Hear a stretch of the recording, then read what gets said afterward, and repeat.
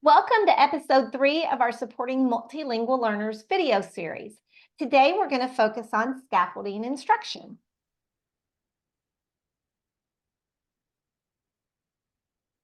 My name is Jenny Aberly. I am an educational program specialist with CTL and the ALM program director. Joining me today is Drew Courtney. Drew is a district-wide ML specialist for JCPS and a former ML teacher. Today, Drew is going to talk to us and share his expertise around scaffolding instruction for multilingual learners.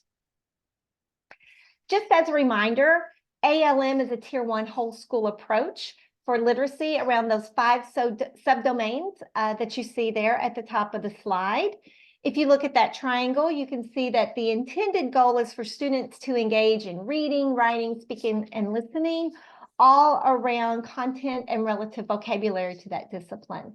Particularly powerful for our multilingual learners is a focus on speaking and listening, as well as on vocabulary when reading and writing.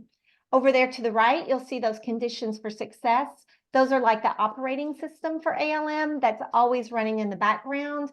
In order for students to be successful, we need to build community, ask high-level questions, provide relative and timely feedback, and of course, we want you to collaborate with your colleagues.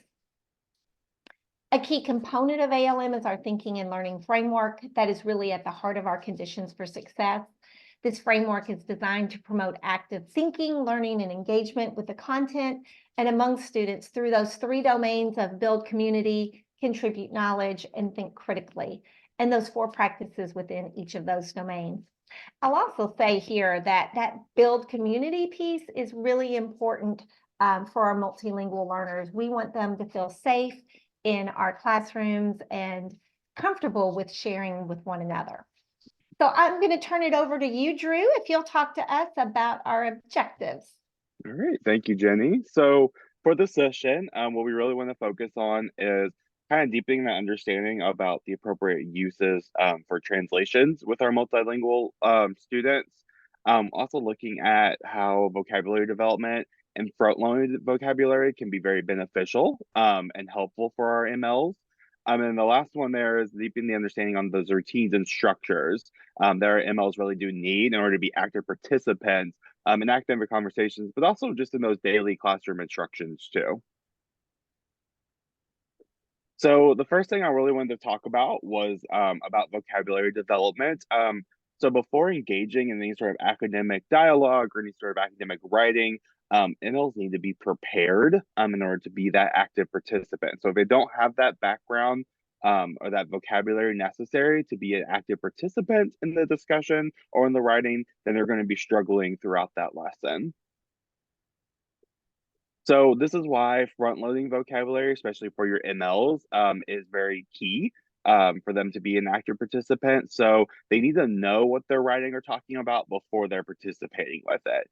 And then also with that too, with that vocabulary, they need that routine exposure to that academic language as well as that vocabulary that they need to do.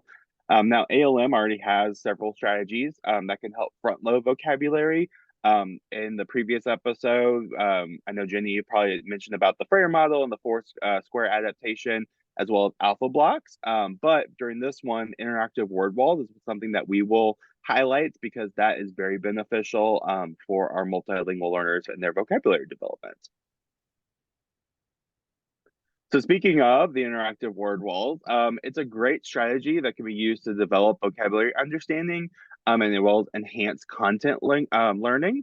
It's also a tool for creating interactions for students in order to make a connection between the concepts and provides more extended vocabulary discussion beyond just the simple definition of it.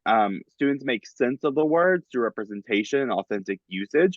Also, I think one of the key things with the interactive word wall is that it's visual. So if you have it displayed in your classroom, like on a wall or a bulletin board, students have something they can reference to, especially your MLs, can use that as a reference. So when they are doing that writing or that speaking, that they have the vocabulary in a spot where they can go and reference. And as far as the teacher using that too and reminding students to look at that wall with those words on it. And as I mentioned, it can also be used with alpha blocks to have more of an engagement with that word, with those words as well. Now, additionally, some other consideration, especially for your multilingual learners, is that the word wall could have the word in English. It might have it translated in the student's language if they have that literacy in their first language, as long as a picture cue. I think that that will be huge. That way they can see it in English, they can see it in their native language, and then they have a visual representation of that word as well. Also, as a teacher, it's really important that you have the students interact with that word. So we need that routine exposure to the vocabulary in order for them, our students, to be using it. So a big part of that is having the teacher being intentional on making sure that they are also addressing that word wall. It's not just I'm posting this word up here, but then there's no engagement with that word either. Additionally, too, what's also helpful is labeling other items can support MLs too. So you might have a word wall, but then there might be some other things, especially with a lot of our newcomer students. A lot of times having some different things labeled around the classroom might be helpful. So that way they know kind of those routines or where like, there's specific things that they're supposed to put stuff. Having those labeled as well could also be a benefit. And then that way they can see some more of that vocabulary, that daily vocabulary that you might be using in your classroom as well. Yeah, I'm glad you said that, Drew. Michelle talked about that as well in episode 2 about the importance of vocabulary and labeling things. And I love that you pointed out the interactive part of this. Mm-hmm. We know that students need 17 contextual exposures with words to learn the true meaning of a word. And I would imagine that's certainly true of our multilingual learners, and they may even need more than that. Yeah. Oh, yeah. Yes.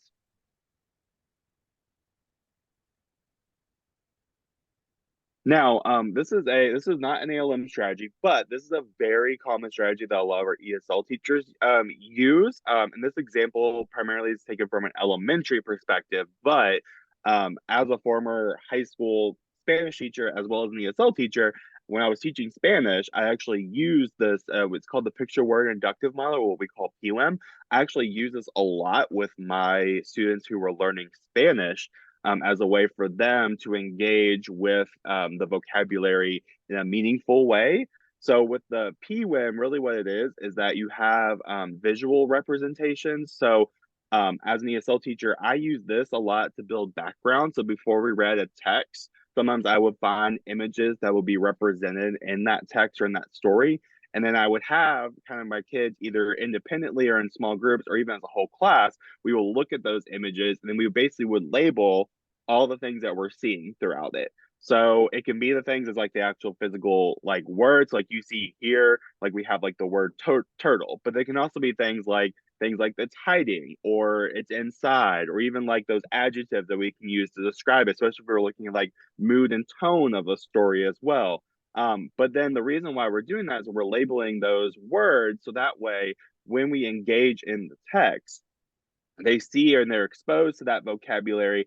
And then when I come to those specific times that maybe there was a certain certain part in the text that kind of made a visual representation, I will bring that word back or that picture back up, and then we will make those connections to remember this is what we talked about. So how is that connecting to the actual text as well? So I say that because it really is a great way. It's something visual for our students to be looking at. But like I said too, I did a lot of times with the background building, because as long as we can build that background of our students, a lot of times they can make those connections immediately. So that way they are more engaged in the text that you're doing.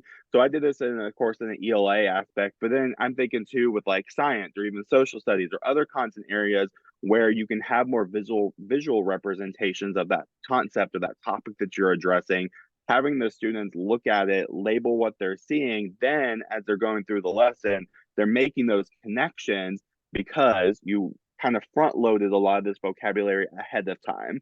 And a lot of it is they might know what it is. Like a lot of our students might know that they might have seen a turtle, they just don't know what the actual word turtle is. But then right when you label it, then they immediately are like, oh, I know that word. They just might have had the English or the language necessary for them to really make that connection to it. I love that, Drew. What a great scaffold for students. And also that you talked about, it helps with that background knowledge. We know how important background knowledge is to learning. And if kids can connect something they already know with the new content, like it just solidifies and makes learning easier and better for them. So I really like that you made that connection there. Hmm. And what's great too is that a lot of these strategies, we say that they're great for our multilingual learners, but really these are also great strategies for all of our students because even our native English speaking students really need that academic language and academic vocabulary in order to engage. They have a lot of the social language that they need, but then when we're asking them to do the academic, that's where a lot of them do struggle with that. So it's not like a one more thing we have to add on for our MLs. These are things that really benefit any of your students in your classroom. They're just great for our multilingual learners as well. You're absolutely right. Thank you for pointing that out. So another thing I kind of wanted to address too is the idea about translations. So this is something even within our own office that we have been working with APs, AICs, content teachers on kind of when is it appropriate to translate or when it's not appropriate to translate, because we have been getting a lot of requests for instructional materials to be translated into like Arabic or Spanish. Whereas we love the idea that we're reaching out and having that, we just kind of wanted to reiterate that there are sometimes that translations can actually kind of be more isolating. So where the students are really kind of doing it on their own without any sort of meaningful support. So if I'm just translating a text into Spanish and giving it to my Spanish speaking students, I'm just kind of like, it's there for them, but then we're not really doing much to really support them with it because all the things I'm going to ask that student to do, I'm asking them to use English as the means of it. So that's kind of where I also get into that second point there, where we're not really encouraging any sort of engagement. We want the students to be a part of the classroom. We don't kind of want to make them separate from the rest of the students in that class. So we want students to engage and we want to encourage that engagement with their fellow peers because even if they might not have the language necessary, they're still hearing and interacting with others. So they're still getting that input of English, even if they themselves might be doing the output of English. And we also look at translations too. It can be a shortcut to maybe getting information as quickly as possible. But again, as I mentioned earlier, when we're asking them to comprehend it, we're still kind of engaging them in that language. So, yes, they might have it in Spanish to understand the topic, but if I'm asking those deeper questions or the deeper meanings of what the text is talking about, that's where a lot of them will struggle because they still need those scaffolds and supports in order to get to that deepened part of it. So what I kind of suggest, instead of just translating a document as whole, really encourage learning the language through that discourse. So as I mentioned, we want our students to be interacting with anyone. They might not maybe have the outputs that they're going to need, but if they're listening and hearing other students engage in English, they themselves are also learning as well. Um, we can use native language to create meaning. We're not saying don't translate anything at all, but going back to that word wall, if you have the word in English and you have the word in their native language, they're making a connection between the two. And if you're on the third scaffold of having a visual, they see it in English, they see it in their native language, then they have a visual representation. So they're making that connection between their language and English as well. And again, to really encourage that language practice with others. So we'll, in a second, I'm going to go over kind of some structures and some routines on how we can encourage more of our MLs to be practicing and engaging in that language. But the more that they So in that third bullet point with practice language with others, that's something that in a minute I'm actually going to show a structure that we can use. So a lot of times our students, or especially our multilingual learners, they might know how to say or respond to questions. It's just they need some of that scaffolding and supporting in order to be able to articulate what they are trying to say. But regardless, we really do want to practice and have them practice that language with other students in the class as well. And then the last point is just really to create ways to engage every student in the class and to be an equal and valued member. So especially with our multilingual learners, we don't want them to be isolated from the rest of the group. We want to engage them with everyone else in their class because, like as I mentioned earlier, even though that they might not have the language in order to really have that output in class, they're still, as long as they're hearing and interacting with others, they're still gaining that language though from hearing other students speaking and using the language in the classroom. So we want to encourage that, even encourage that collaboration with other students and for them to be a part of the classroom environment as well. And Drew, in episode 2, Michelle talked about how our multilingual learners, it's less than 10% of their day that they actually engage in dialogue with other students. I think it was really more like 2%. And that is just such a minimal amount of time. Just think of how much time we engage in conversation and how isolating that would be for them. So it all goes back to that building community within your classroom, making students feel comfortable sharing together. So these are some really great ideas here. And let's.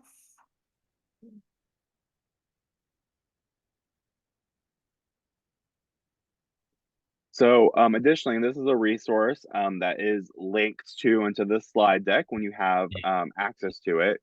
But our office had actually created, and this has been shared with APs, some principals, AICs in the building. But we kind of basically created a flow chart that kind of looks at when is it appropriate to translate and when might be instead of just providing it translated, how can we maybe adapt or modify or scaffold the instruction in order for our multilingual learners to be able to comprehend it. So it kind of goes through this, but really, and I won't go through every single detail of it, but the biggest thing is if it's something like a key idea or vocabulary or directions, like it's okay, especially if you have a newcomer student that is literate in their first language, it's okay to really have that stuff translated.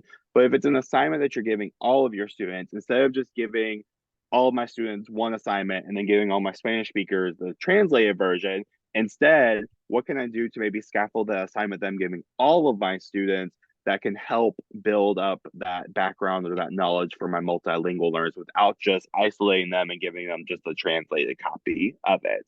So it's just kind of some things to kind of think about as a teacher that instead of just defaulting to translating, maybe what are some ways that I might be able to differentiate or scaffold the material that I already have that would make my multilingual learners be able to comprehend and then engage in that activity or that text as well. And how helpful in this document that you all have highlighted some examples of what that means to scaffold materials or ways that can help students. That's helpful. So in the last little bit too, I really wanted to address on that academic dialogue because this can be very challenging for our multilingual learners if they don't have the structures or the routines in place for them to be an active participant. So as Jenny mentioned earlier, so a lot of our students, they don't spend a lot of time speaking. And a lot of it is that we don't really have the structures in place for them to engage in those dialogues and those conversations with others. So instead of just saying like, oh, turn and talk to your partner, that might be challenging for a lot of our multilingual learners because they might need some more extra support with just that turn and talk. So I wanted to display kind of a strategy that we encourage a lot of our teachers to use, and I've actually used in the past, whereas it's not ALM strategy, but I'm sure Jenny will mention too, there's a lot of ALM components built into the strategy, but we call it the QSSSA strategy, which it stands for question, signal, stem, share, and assess. So the question is basically you would just ask a question, mainly an open-ended that can encourage some of that dialogue to the class. Instead of just immediately the student starts speaking, you give them some time to process. So I always have a signal that I do, like when you have an answer, give me a thumbs up.